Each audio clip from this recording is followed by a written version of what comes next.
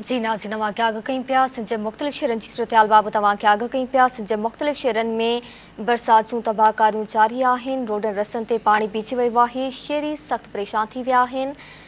सिंध जे मुख़्तलिफ़ शहरनि जी सूरत-हाल बाबति तव्हांखे आगाह कयूं पिया। हैदराबाद, सखर, लाड़काणो, मीरपुर ख़ासि नवाबशाही ॿिनि शहरनि में बरसाति जो पाणी निकाल न थी सघियो आहे। काछ में बरसाति खां पोइ नयूं वई आयूं कचा घर रही पड़ती पिया। मुतासिरनि जी कंहिं बि साड़ नाहे लधी।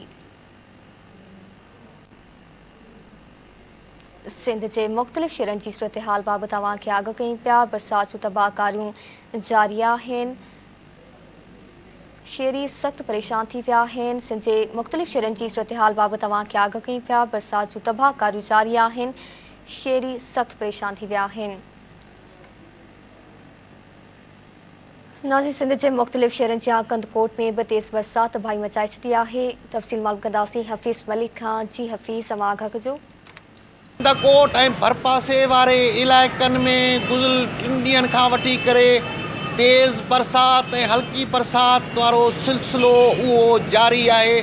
कंदकोट ऐं भरपासे जे इलाइक़नि में मुसलसल ॾींहुं ऐं राति वक़्फ़े सां तेज़ ऐं हल्की बरसाति पवण सबबि आम रवाजी जेकी ज़िंदगी आहे उहा मफ़लूज बणियल आहे। शहर जे अक्सर पाड़नि में बरसाती पाणी हेठां वारे इलाइक़नि में भीजी वियो आहे, जंहिं करे जेका त रहवासियुनि खे इंतिहाई ॾुखियाई सां मुंहुं ॾियणो थो पए।